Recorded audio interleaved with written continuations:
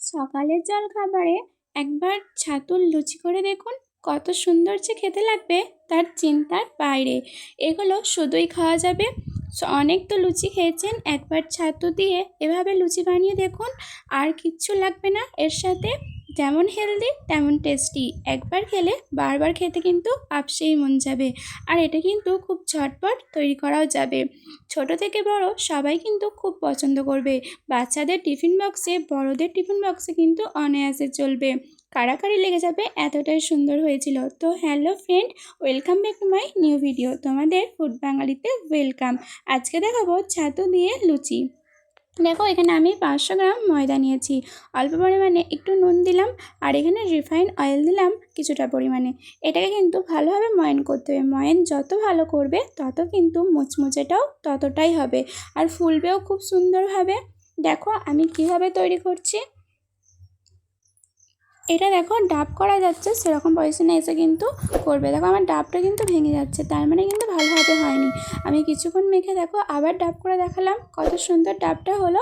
দেখো এই পাশেতে একটা বাটিতে চিনি আমি কিন্তু ভিজিয়ে রেখেছিলাম, এটা কিন্তু গুলে দিয়ে দিলাম। এটা দিলে খেতে কিন্তু অনেক সুন্দর হবে, আর ঘুমো ঘুমোভাবে ফুলেও যাবে। এরপর জলের সাহায্যে কিন্তু আস্তে আস্তে একটা কিন্তু আমি ডো তৈরি করে নেব।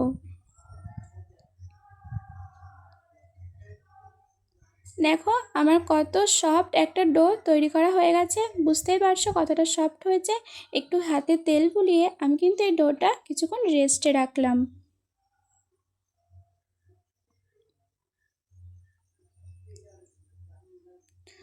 ডোটাই যত পাতলা করে বিলবে ততই কিন্তু পরোটাগুলো খেতেও ভালো হবে, বা লুচি বা পরোটা যাই বলো সেটা কিন্তু খেতে খুব সুন্দর হবে।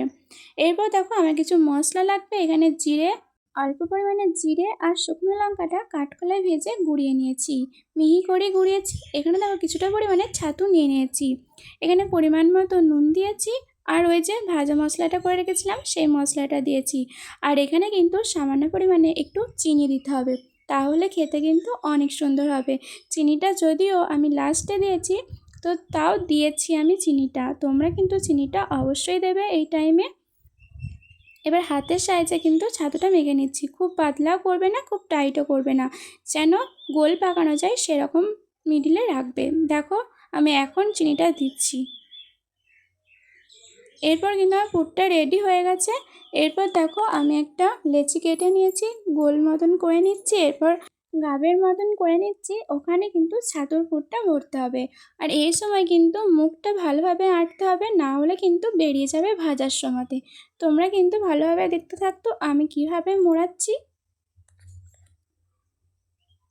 অল্প পরিমাণেই দেখো ছাতুর পুরটা দিচ্ছি, এভাবে কিন্তু ঘুরিয়ে ঘুরিয়ে আমি কিন্তু মুখটা বন্ধ করছি।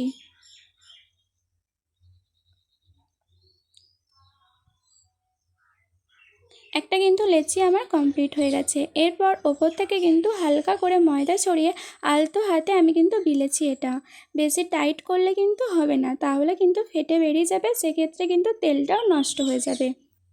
এরপর দেখো আমি গোল মতন করে বিলে নিচ্ছি।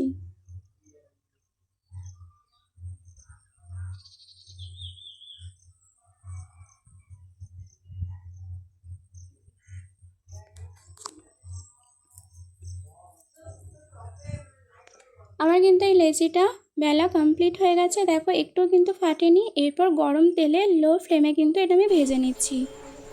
দেখো কত সুন্দর গুমো হয়ে ফুলছে, পুরো মনে হচ্ছে যে আমি কোনো হয়তো বল নিয়ে চলে এসেছি কড়াইতে, এত সুন্দরই ফুলেছে।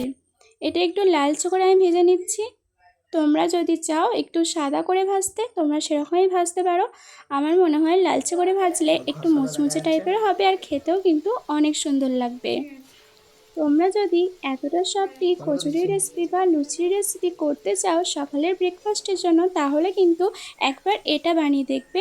বাড়িতে কিন্তু সকলেই খুব পছন্দ করবে এই রেসিপিটা। এটার সাথে কিন্তু কোনো তরকারি লাগবে না, শুধুই কিন্তু খেতে অনেক সুন্দর লাগবে। বাচ্চাদের টিফিনে, বড়দের টিফিনে কিন্তু এরা অনায়াসে খেয়ে নেবে, আর কিচ্ছু করার ঝামেলা থাকবে না। দেখো এটাও খুব সুন্দরভাবে গুমো হয়ে ফুলছে। তোমাদের কিন্তু আমি একটু স্কিপ করে দেখাচ্ছি না, সবকটাই কিন্তু এতটা সুন্দরভাবেই ফুলেছিল। দেখো কত সুন্দর হয়েছে, একটাও কিন্তু ফেটে বেরোয় নাই। আর ওপর থেকে দেখো পুরটা বোঝা যাচ্ছে যে আমার কোন জায়গাতে পুরটা আছে। দেখেই কতটা লোভ লাগছে, কতটা খাস্তা আর কতটা মুচমুচে হয়েছে। কি তোমাদের কি একটু লোভ লাগছে? লোভ লাগলে কিন্তু চটজলদি এখনই তৈরি করে ফেলো। এখন তো বৃষ্টি পড়ছেই, সন্ধেবেলায় বা সকালের টিফিনে করে ফেলো তাড়াতাড়ি করে। তো বন্ধুরা, তোমাদের কেমন লাগলো অবশ্যই জানিও। ভালো লাগলে like, comment, share and subscribe করে আমার পাশে থাকবে। আর যেসব নতুন বন্ধুরা আমার ভিডিও দেখছো তারা আমার সাবস্ক্রাইব করে আমার পাশে থেকো। তোমাদেরকে দেখো কচুরিটা কিন্তু কেটে দেখাচ্ছি, ভেতরটা কত সুন্দর দেখতে লাগছে, কত ইয়ামি ইয়ামি লাগছে। তো বন্ধুরা, তোমরা সবাই ভালো থেকো, সুস্থ থেকো। আজকের মতন টাটা।